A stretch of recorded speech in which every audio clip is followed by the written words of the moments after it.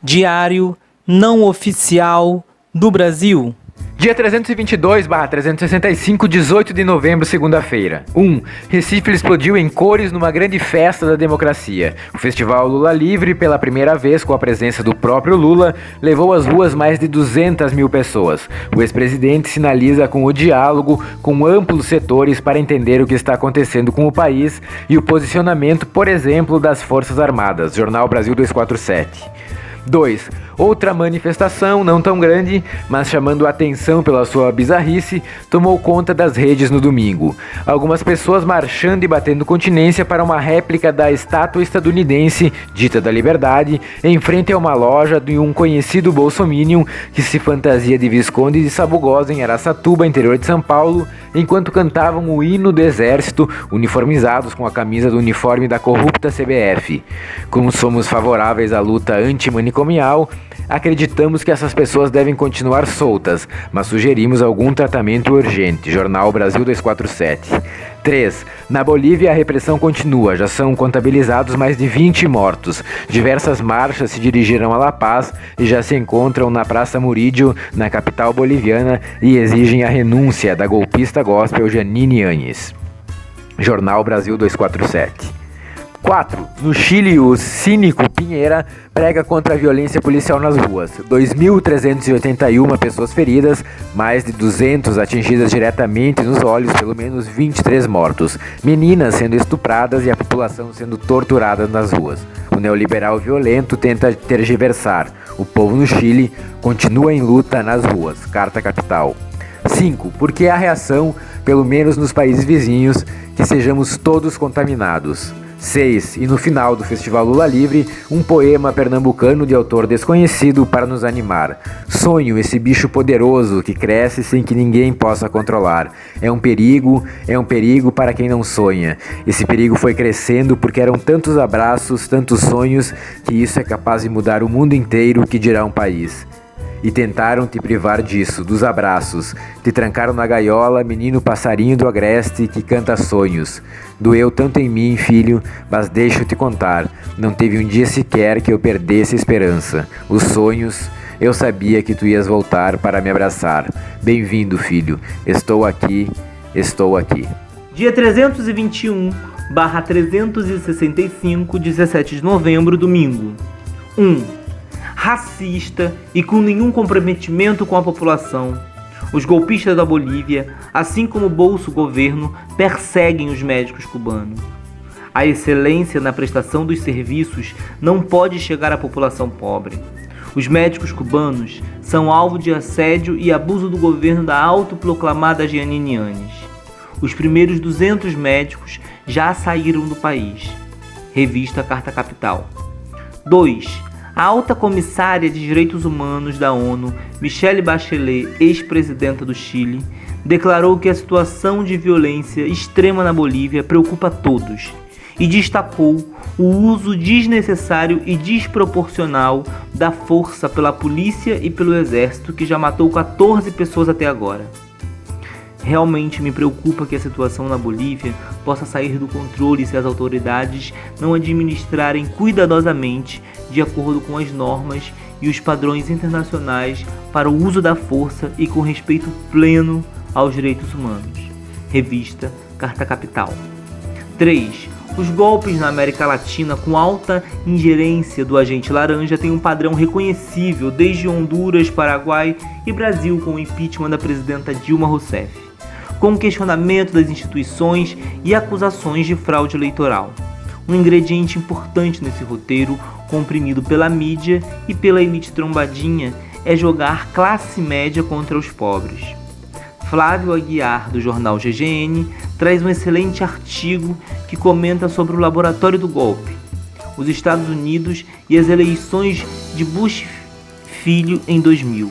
Naquela ocasião, numa eleição em que deveria haver recontagem em razão da diferença de pouco mais de 500 votos, o golpe veio a galope. E veio da Suprema Corte Americana, que suspendeu o procedimento. Golpe jurídico. Assistimos a esse filme por aqui. 4. O povo boliviano tem solidariedade no Brasil. Na tarde de hoje, manifestações ocuparam a Avenida Paulista em solidariedade ao povo boliviano, denunciando os crimes da ditadura gospel. Revista Fórum. 5. Nessa fase do capitalismo, a verdade pouco importa. O que importa, e é suficiente para justificar golpe de Estado, é a apropriação e o controle de reservas energéticas. O aquífero Guarani, lítio e reservas de petróleo é o que está em jogo. Em nome de Deus. Jornal GGN. 6. Do lado de cá, o síndico disfuncional vai tocando o barco, conforme a bela definição de Wilson Ramos no jornal Brasil 247. Desde o primeiro dia, é um governo dos absurdos, viciados em tomar decisões com cacuetes de quem sempre se apoiou em capes militares, acreditando que tanque nas ruas é mais importante do que os caminhos democráticos de uma Constituição. Dia 320/365, 16 de novembro, sábado. Agora já são pelo menos 7, talvez 9, pessoas mortas pela ditadura gospel da golpista Jeanine Áñez nas manifestações que tiveram início ontem na Bolívia. Os feridos já somam quase 550, jornal El País. Em Cochabamba, as Forças Armadas encurralaram num túnel manifestantes que denunciaram pelo Twitter a situação de risco em que se encontram DCM. 2. No Partido da Lava Jato, as confusões com outros poderes prosseguem animadas.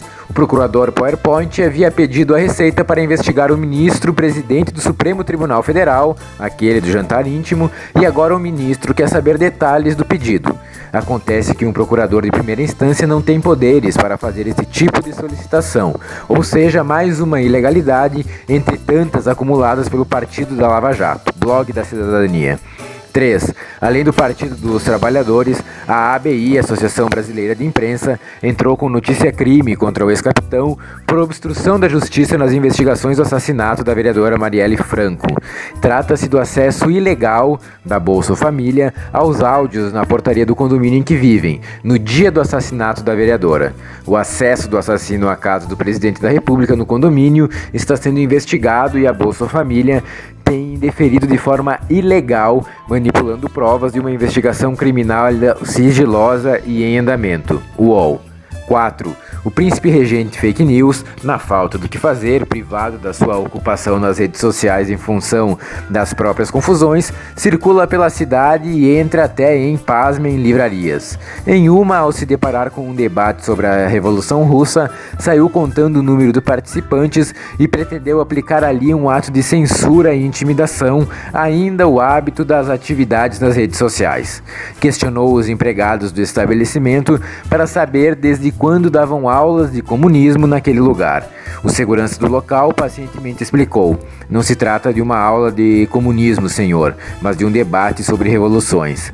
É compreensível o estranhamento do vereador, que se pensa príncipe, com um ambiente de estudos e debates, definitivamente não parece ser a praia dele. Jornal Brasil 247. 5. Até agora, as explicações da Bolsa Família e o envolvimento com os assassinos da vereadora Marielle Franco no condomínio onde tem casa ficam cada vez mais complicadas. O Bolsa Filho, que pensa que é príncipe regente, afirma que estava na Câmara Municipal no momento em que o assassino da vereadora esteve no condomínio, mas apresenta uma gravação que comprova que estava em casa naquele momento e recebeu uma ligação avisando da chegada de um Uber.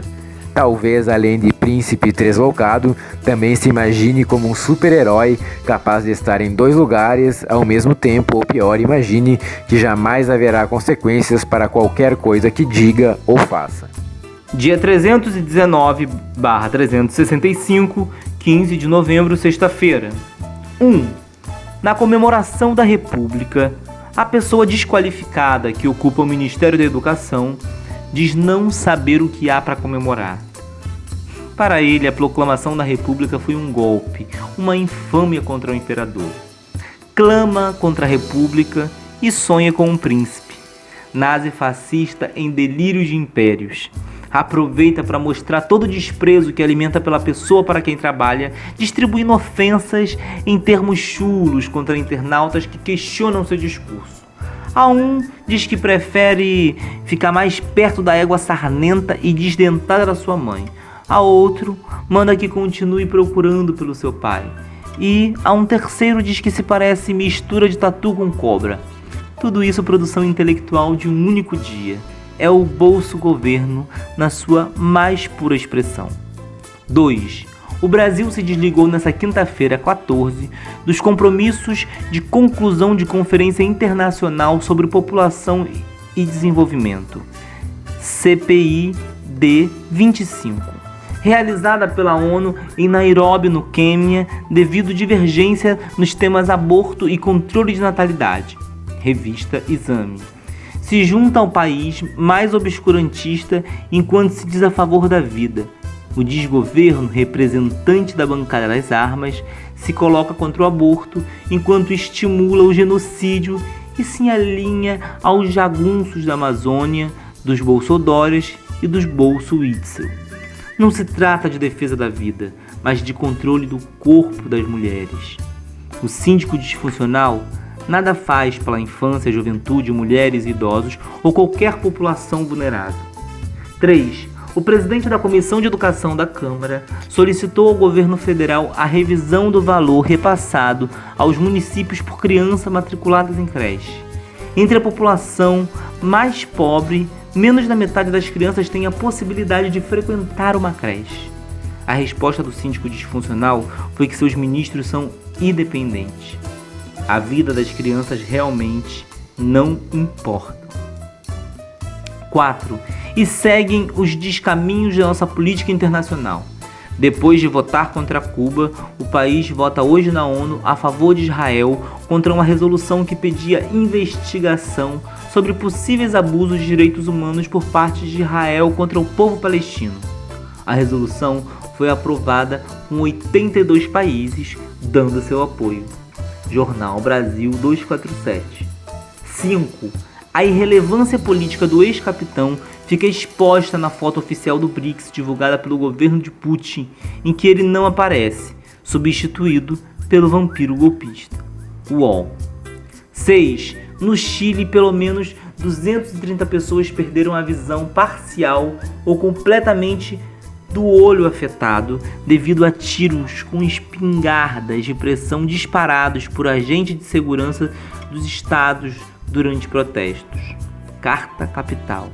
A população reage e a rebelião tem sua primeira grande vitória, chamando a Assembleia Nacional Constituinte. A carreira do neoliberal Pinheira vai chegando ao fim e tão cantado modelo de Tchuca dá mostra de seus reais resultados. 7. O portal Carta Maior faz um perfil do golpe na Bolívia que tem por líderes Carlos Mesa, Luiz Fernando Camacho e agora Jeanine Áñez. O golpe é racista, patriarcal, eclesiástico e empresarial. Hoje, uma imensa marcha de indígenas e camponeses foi às ruas de La Paz e outras cidades bolivianas pedindo a volta de Evo Morales. A repressão policial e militar foi brutal. Segundo vídeos divulgados pelos jornalistas livres, ao menos 4 pessoas foram assassinadas em Sacaba, Cochabamba. 8. E na nossa república hoje, as manchetes ainda não anunciam quem mandou o vizinho do síndico disfuncional matar Marielle Franco. Dia 318/365, 14 de novembro, quinta-feira. 1. O Congresso boliviano não reconhece o golpe, reafirmando Evo Morales como presidente legitimamente eleito no país. Revista Fórum. 2. No Chile, as imagens da rebelião são de guerras nas estrelas, com os manifestantes armados com lasers enfrentando os militares, derrubando drones e fazendo recuar caminhões blindados. A exigência é a renúncia do lesa pátria. Jornal Clarim. 3. A sentença copia e cola do processo do sítio do Atibaia cai por terra. Uma das razões foi a forma preguiçosa, comprometida e desqualificada com que a juíza responsável literalmente copiou e colou trechos das alegações finais do Ministério Público Federal, se apropriando dos argumentos de terceiros sem apresentar fundamentação própria para a decisão. A juíza colocou no ridículo todo o judiciário com o seu plágio em sentença. Boletim de notícias Conjur. 4. No delírio da autoproclamação, a autoproclamada presidenta golpista da Bolívia apagou do seu perfil nas redes sociais postagens denunciando as queimadas e defendendo a Amazônia, para não contrariar os nossos milicianos. Revista Fórum. 5. O grotesco episódio da invasão da Embaixada da Venezuela por uma milícia venezuelana teve como diretor da cena Tomás Silva.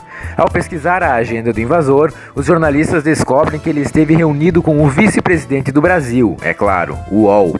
Os golpistas brasileiros se sentem seguros para apoiar qualquer golpe. O golpe de Camacho, em nome de Deus, teve apoio confesso do terraplanista Ernesto Araújo, Revista Fórum. 6. O meme da hora. O ex-capitão consegue taxar a extrema pobreza com um imposto sobre o seguro-desemprego. Esse é o resumo do projeto Bolso Guedes Moro.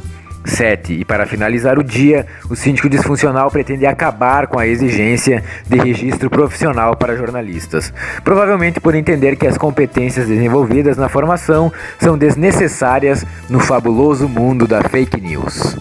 Dia 317/365, 13 de novembro, quarta-feira. Um dos principais bordões utilizados ultimamente pelos fascistas é "o choro é livre". E quem não chora num país tão degradado? Como é possível uma pessoa ficar presa a bordões vulgares como esse, enquanto a miséria do país aumenta a cada dia? Mas são incapacitados de escutar e analisar. Vivem de mitos e histórias de mitomaníacos. Mas o fato é que o país está mergulhado num desastre sem fim e, infelizmente, não dá para não ver isso. Vamos reproduzir um texto do jornalista Luiz Nassif com uma hipótese para o dia 14 de março de 2018, na vida do síndico disfuncional. O material é copiado do jornal Diário do Centro do Mundo. Em cima desses dados, vamos formular uma hipótese, repito, uma hipótese sobre o que teria ocorrido naquele dia. 1. Bolsonaro articulou uma reunião com Rony Lessa, do escritório de crime, e Elcio Queiroz para o dia 14, no condomínio Vivenda da Barra.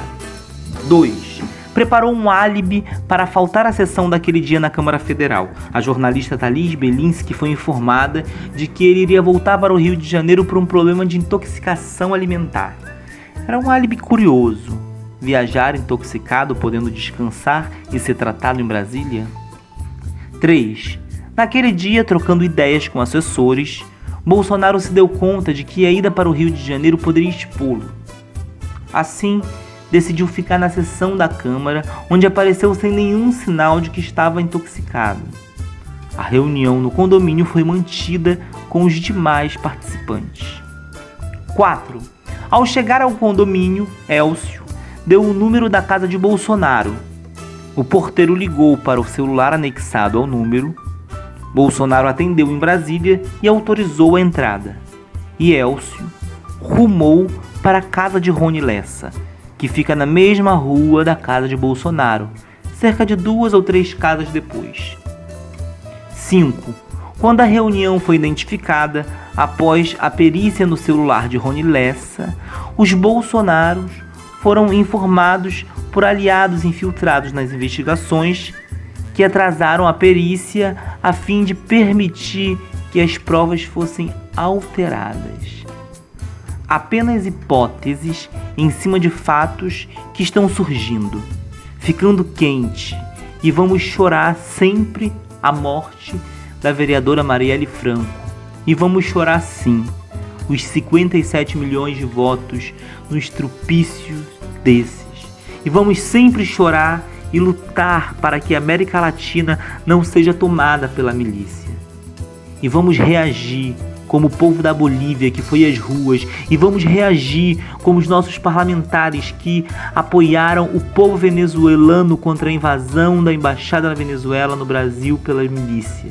E vamos chorar inconformados com os entreguistas que distribuem o país. O choro é livre e a luta também. Assim como Lula, que estará em Salvador amanhã. Dia 316/365, 12 de novembro, terça-feira. Pequenas notas de nossa tragédia latino-americana. 1. O presidente eleito Evo Morales está no México, a salvo do plano B do agente laranja, que era assassiná-lo.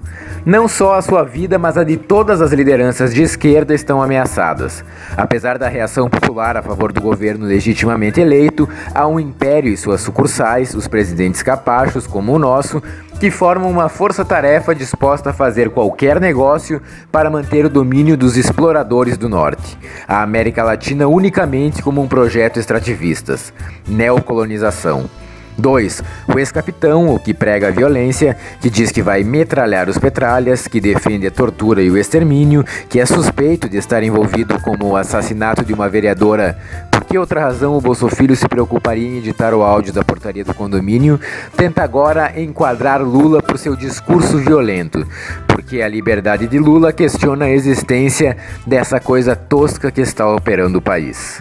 3. O BRICS dos povos acontece desde ontem em Brasília. O principal tema é a crescente desigualdade nos países do grupo. 4. A Embraer perde 77 milhões depois de ser entregue a Boeing pelo governo do síndico disfuncional, e a reforma da Previdência, praticamente um retorno ao trabalho escravo, passa a valer a partir de hoje. E não contentes, os monstros que ocupam o Planalto criam novos impostos para os desempregados, claro, num programa de emprego a ser financiado com o dinheiro retirado do seguro-desemprego. Não com o lucro dos bancos, dos ricos, não das fortunas não taxadas, não dos militares e suas filhinhas eternamente pensionistas. 5. Para finalizar o resumo desse dia, uma família inteirinha de bolsonaristas que usavam as redes sociais para fazer campanha para a Bolsa Família e esbravejar contra a corrupção foi presa em Londres por fraudes.